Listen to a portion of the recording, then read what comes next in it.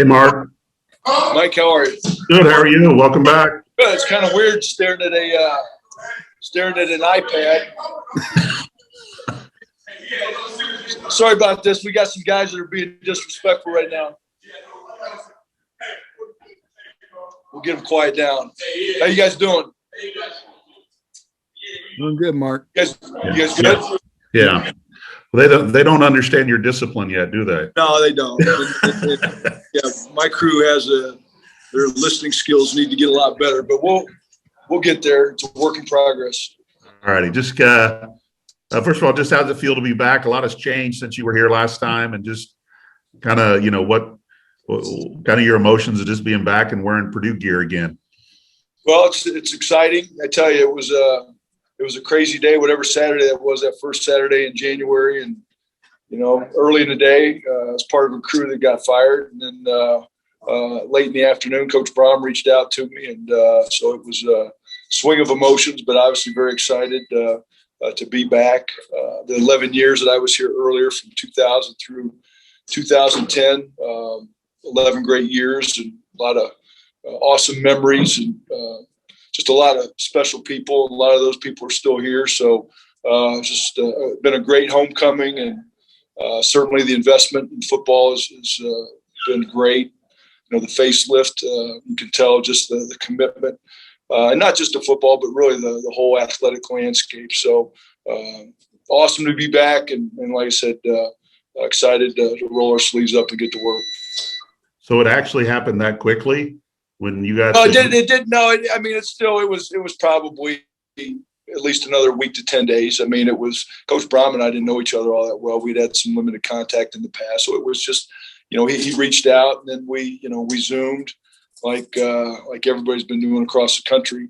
We Zoomed a couple of days later, and really just got to know each other and just talked about family and just kind of overall, just belief and just, kind of a mindset type thing. And at the time, he had a couple openings, and then, it became 3 openings. So I think he just emphasized to me, he was trying to, put a group together on defense that were obviously experienced coaches and good people and guys that, could connect with ideas and no egos. And I've been around a lot of staffs. The best ones I've been around are like that, where, everybody gets along and a lot of ideas, but everybody's on the same page when they walk out the door. So, we just shared, ideas and a thought process, and I don't know exactly when it happened. It's probably week and a half later, but certainly very excited. And like I say, just, the range of emotions, again, to be let go at,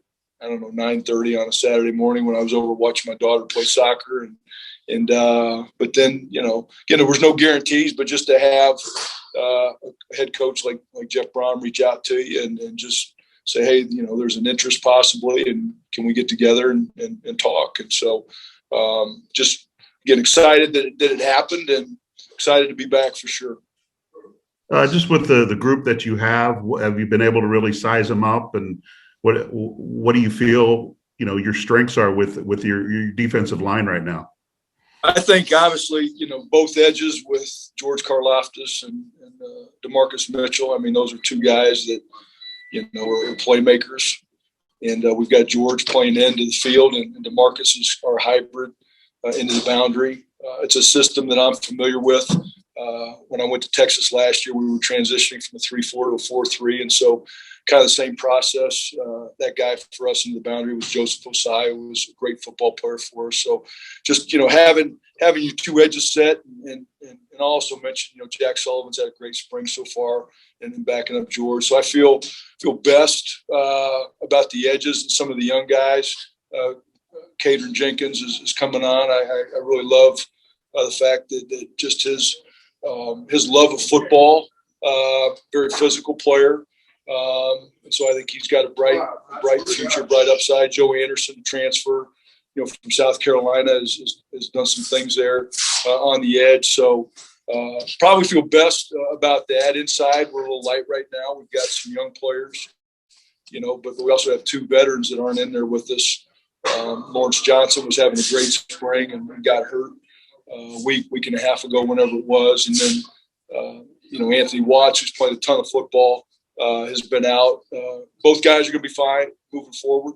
But that's, given opportunity to other young guys inside. And Branson Dean's done a good job of kind of manning, and kind of being that stable force inside. But you've got, guys like Greg Hudgens and then at nose, Bryce Austin and Steve Fichot and KJ Stokes is inside. But just don't feel as good about that group right now. See flashes at times, but we've got a long ways to go. And I think overall with our group, again, we've got some talent. But the Big Ten is a lineman's league, and we just need to. Number one, we need to become more technical. We've got to be more technical at the line of scrimmage with our hands. And if you're going to win week in and week out in this league, it's all about toughness and physicality. So I keep preaching that every day to these guys, and I think it's starting to sink in. And like I say, we're just going to keep rolling our sleeves up and going to work day in and day out. How do you go about generating some more pressure just with your front four? As you know, that was an issue last year, just not getting enough pressure in the backfield. And how do you go about helping solve that issue coming up? Well, I think it's a combination of things. I do think we have two guys on the edge that complement each other and can rush the quarterback. Number one, but offense seems like they're always going to have answers. They could protect with 7. Maybe 8, do a lot of play action, spit the ball out fast. So there's different ways. I do think, not that sacks aren't important, but I just think that stat is overrated. It's really about affecting the quarterback and winning third down. And some of the best games I've been around come off, and maybe it's 1 sack. I can remember, playing here in 2003 against Notre Dame, Brady Quinn, and I'll never forget, we knocked him down. It was in either the high 20s or low 30s. Knocked him down and only had 1 sack on the game. We certainly, our front affected him that day. We beat him up, and that was a great day by the front. Again, only 1 sack. But, again, we need to find a way to create more pressure. If you're not getting home with 4, you got to bring 5. That just the more guys you bring, it puts pressure on the back end. And so I know Coach Lambert's going to do a good job of mixing it up. Coach Brahms already said, we're going to be an aggressive outfit. We're going to come after people. We're not going to be reckless. There's going to be a method to the madness in coming after people, but also with the George Karloftises and the Mitchells and even a guy like Jack Sullivan, who I think you can move around, and he's a guy that can pop inside and create some matchup issues. I think we've got to be smart and some of the different fronts we give people to move those guys that we know that can rush a quarterback, move them around and put them up against some of the weak links that we're going against. So, we'll continue to, we're going to get the rest of our package in. It's hard to believe that we're about the halfway point, and we'll get some more things in these next couple of weeks. And then, we'll come in and while everybody else is kind of getting into the thick of their spring ball, we'll kind of be into our quality control and going back and looking at the spring and what we like and really what do we need moving forward as we get into the latter part of the spring and the summer.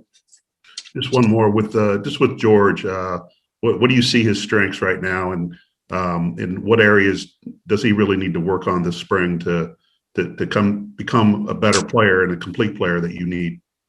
The number one goal for him, he and I talked going into the spring. I think, he needs to get through the spring healthy and just regain his confidence. He got beat up last year, and that was kind of a combination of things with the knee and the ankle. And I think he feels really good. I think he was close to 100%, but that's number one. I think just a lot of detail things. I mean, I'll be honest with you. George Karloftis, the guy loves football. 24/7. We talk every day. We'll talk tonight. He'll have practice watched here within the hour. He'll have questions for me. He's a true joy to be around. He wants to be good. He's a big, strong young man. He's about 270, 272. So, he's moving well at that weight. I just think he's just got to keep, being very, very detailed in his approach. We talk about maybe taking his game to another level from a pre-snap standpoint, and just to give himself an edge before each and every play. There's times I think that he's not always down and ready when the ball snaps. He's wanting to get in that perfect stance, so he's got to get locked in sometimes when people are going a little bit faster tempo. Continue to add to his pass rush toolbox, and not that you want to do a ton of things, but try to pick a skill that you want to get better at, whether that's his counters or whatever it might be. So I say he and I talk every day. He wants to be the very, very best player he can be, and guys like that are easy to coach. So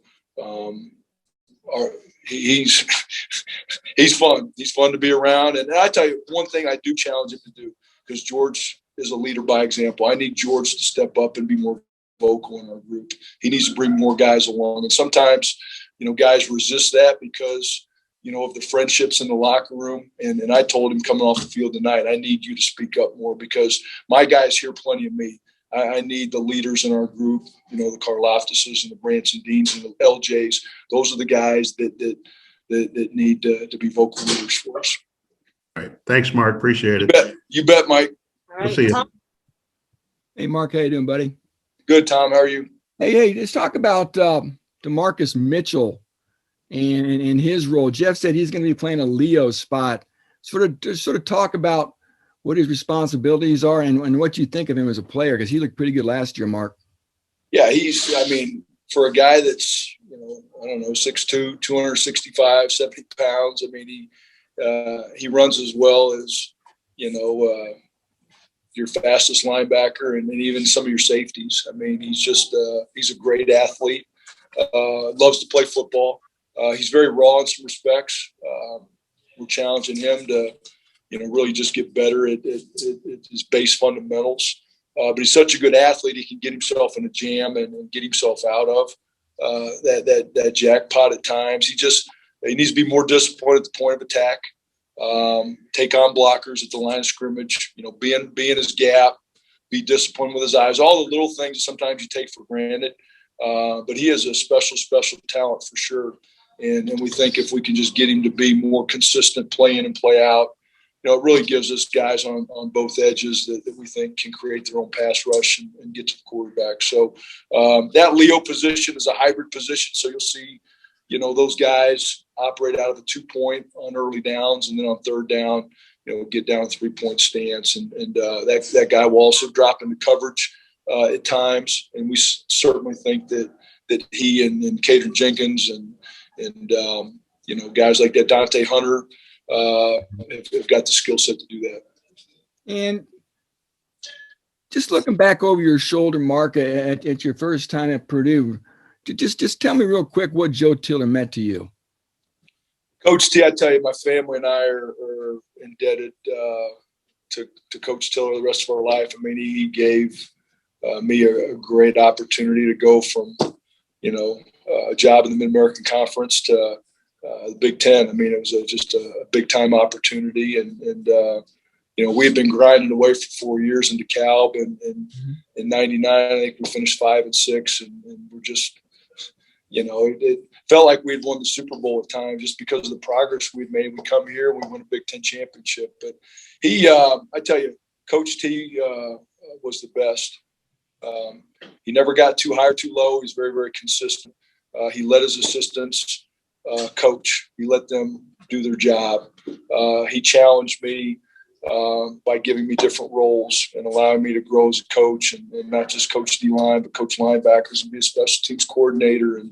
And be an assistant head coach, sometimes that's just a title, but allowed me to kind of grow in that role and in bowl games, go represent him at different functions. So he just he allowed me to, again, to grow as a coach, allowed me to be among some of the best staffs that I've ever been a part of. I think, just the guys that he had around him in that time period. And I tell you, college football certainly misses Joe Tiller. But again, just eternally indebted, thankful for what he did for myself and our family. Thank you, Mark. You bet. All right, we'll be back momentarily.